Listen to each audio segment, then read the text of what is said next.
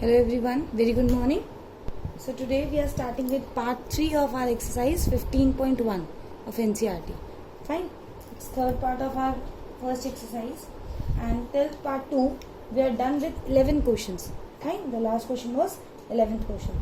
So today we are starting our class with 12th question. So be ready with your NCERT and rough notebook and we are starting the question 12. Okay, so here the situation is कि एक spinner दे रखा है हमें जिसमें क्या है numbers हैं. Fine, अब वो नंबर्स किसकी तरह है 1 to 8 नंबर्स हैं और सब एक एक बार है. इसका मतलब all are equally likely to occur. ठीक है, जैसे हम फेयर डाइस का एग्जांपल लेते हैं ना, एक जो सिंपल डाइस होती है उसमें 1 2 3 4 5 6 ये सब एक एक बार आते हैं तो वो फेयर डाइस होती है, सब इक्वली लाइकली होते हैं इवेंट्स. वैसे ही ये एक स्पिनर है, इसमें क्या है कि वो 1 to 8 उन्होंने नंबर लिखे हैं और वो सारे के सारे एक एक बार आए हैं तो सबके होने के चांसेस क्या हैं, इक्वल है. तो हमने इसको ले लिया कि इक्वल लाइकली इवेंट है. अब इन्होंने हमें कई केसेस में प्रोबेबिलिटी पूछी है तो देखो प्रोबेबिलिटी कैसे होगी. सबसे पहले हम इसका एग्जाम वो लिखेंगे फॉर्मूला तो एक ही होता है इसका, एक बार लिख देते कॉमन. पॉसिबल आउटकम्स अपॉन में total outcomes.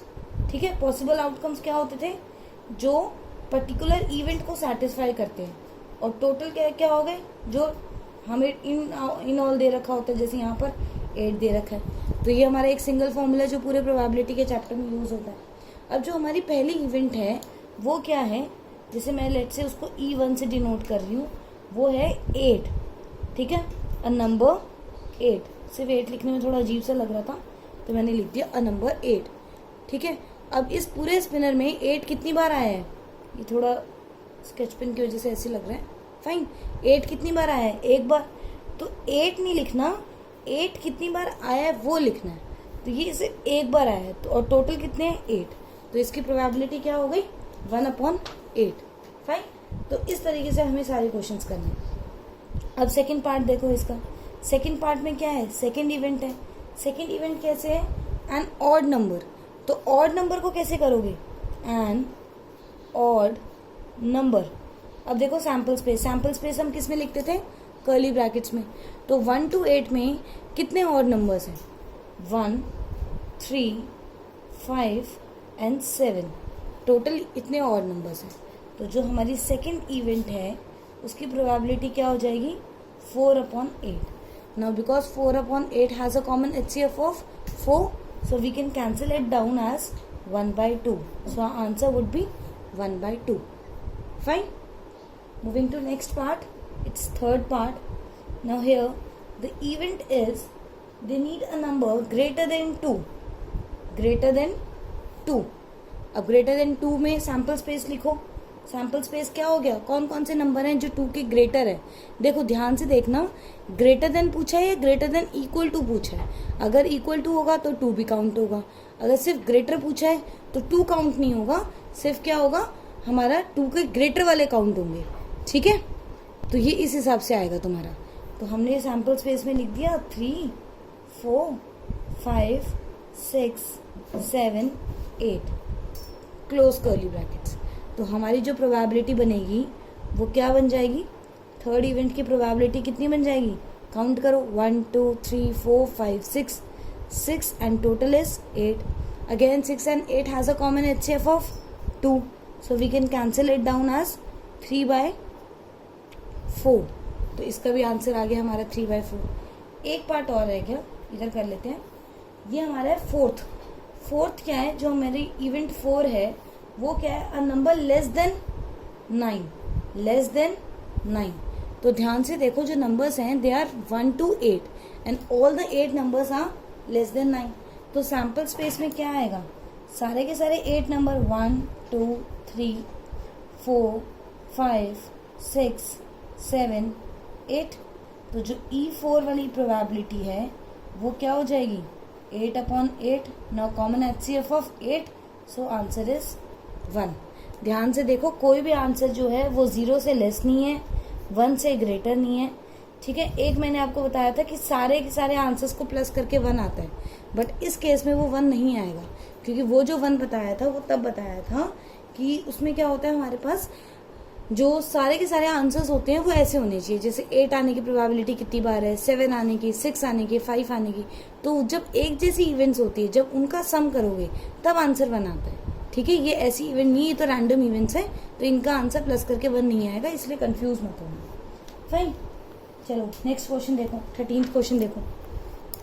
Fine, 13th question में हमारे पास क्या है?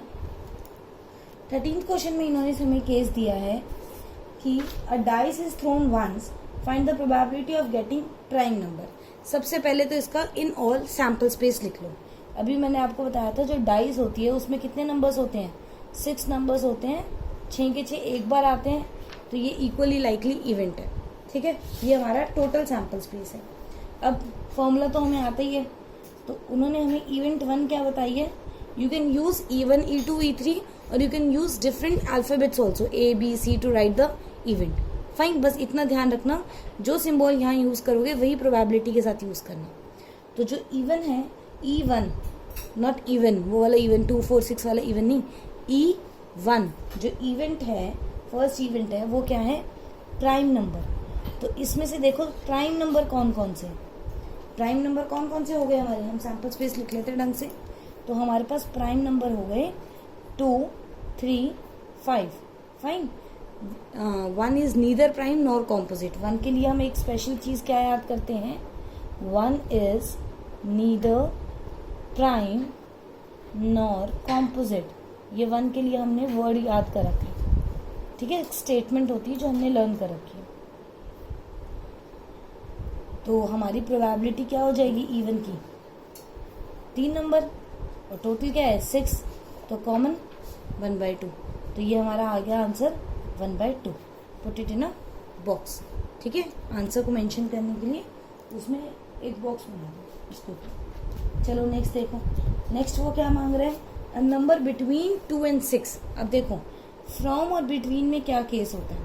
जो E2 है वो कह रहा है बिटवीन 2 and 6। फ्रॉम और बिटवीन में क्या डिफरेंस होता है?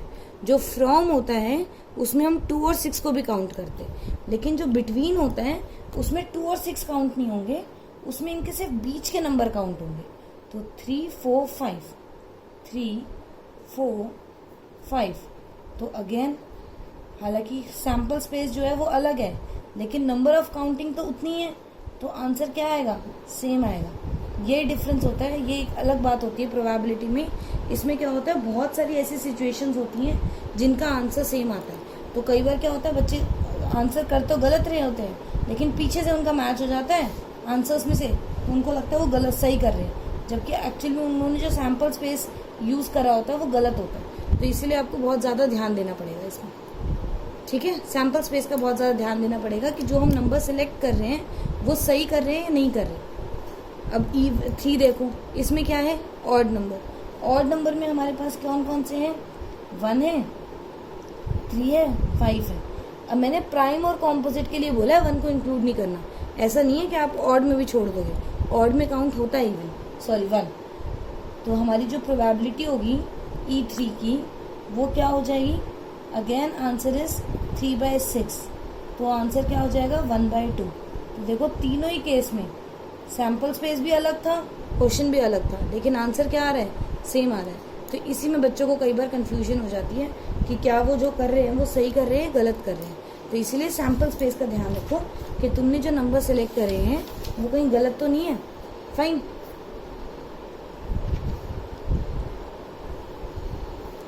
देखो अब जो हमारा 14th और 15th क्वेश्चन है वो कहाँ से है?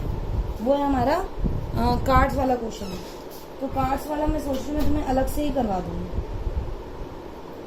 ठीक है, या तो कार्ड समझा देती हूँ पहले, फिर उसके बाद सीक्वेंस में ही हो जाएगा। ठीक है, पहले मैं तुम्हें कार्ड समझा देती हूँ ढंग से। कार्ड्स का सीन क्या होता है देखो, ध्यान से देखो। हमारे पास टोटल जो कार्ड्स होते हैं, प्लेइंग कार्ड्स, इसको ढंग से समझो।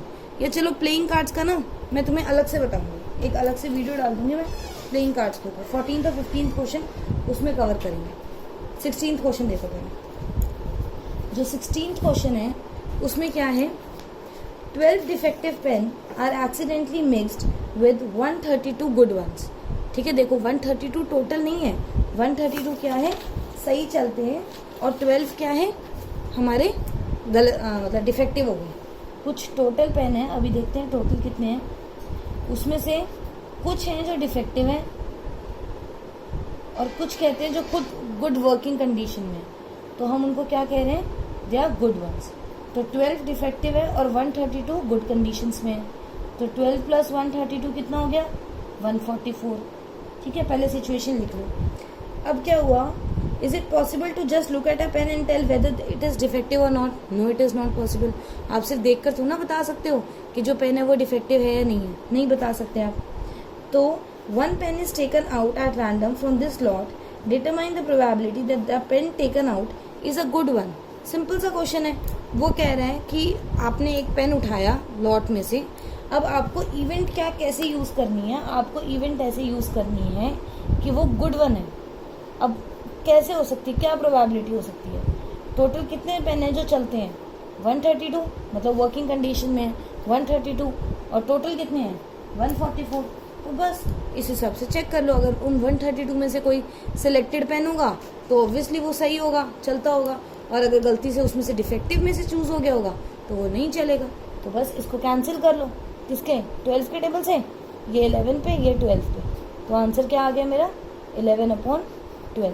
बहुत सिंपल सा क्वेश्चन था। ठीक है, मैं बार बार रिपीट कर रही हूँ, फॉर्मूला हर क्वेश्चन में लिखना है, फाइन, वरना आपके मार्क्स कट जाएंगे। चलो नेक्स्ट क्वेश्चन देखो, 17th क्वेश्चन देखो जल्दी से। A lot of 20 bulb contain 4 defective. ठीक है, अब इधर टोटल क्या है, बल्ब्स का केस ले रखा है। टोटल कितने हैं, 20। इसमें से कुछ डिफेक्टिव होंगे और कुछ नॉन डिफेक्टिव होंगे, मतलब वर्किंग होंगे। तो वो कह रहा है 4 डिफेक्टिव है, तो ऑब्वियसली 20 माइनस 4 कितने वर्किंग कंडीशन में है, 16 है, जो हमारे वर्किंग कंडीशंस के अंदर है। ठीक है, अब वो कह रहा है the one bulb is drawn at random from the lot, what is the probability that this bulb is defective. उसने जो फर्स्ट पार्ट पूछा है वो पूछा है कि मुझे बताओ कि इवेंट जो है वो डिफेक्टिव बल्ब मेरा चूज हुआ है। प्रोबेबिलिटी क्या लेंगे, पॉसिबल अपॉन में टोटल। तो मेरी जो प्रोबेबिलिटी ऑफ ई बनेगी वो क्या बनेगी, 4/20, कॉमन HCF ऑफ 4, कैंसिल करो, 1/5। ठीक है, सिंपल, कोई बहुत बड़ी बात नहीं है। अब सेकंड क्वेश्चन में उसने क्या पूछ लिया, suppose that the bulb drawn in first is not defective and is not replaced. अब गलती से हमने जो बल्ब निकाला था वो डिफेक्टिव नहीं है। ठीक है, तो डिफेक्टिव नहीं है इसका मतलब वो वर्किंग कंडीशन में था, बट मैंने उसको रिप्लेस नहीं करा। रिप्लेस करने का मतलब क्या होता है, मैंने दोबारा से उसको लॉट में नहीं रखा, तो वो क्या हो गया, अब टोटल कितने हो गए, यहाँ से -1 हो गया। देखो केस 2 को ध्यान से देखो, टोटल अब कितने बच गए उसके अंदर, 19 बच गए, जिसमें से 4 डिफेक्टिव हैं और वर्किंग कितने हैं, 15, क्योंकि एक मैंने निकाल के बाहर रख दिया।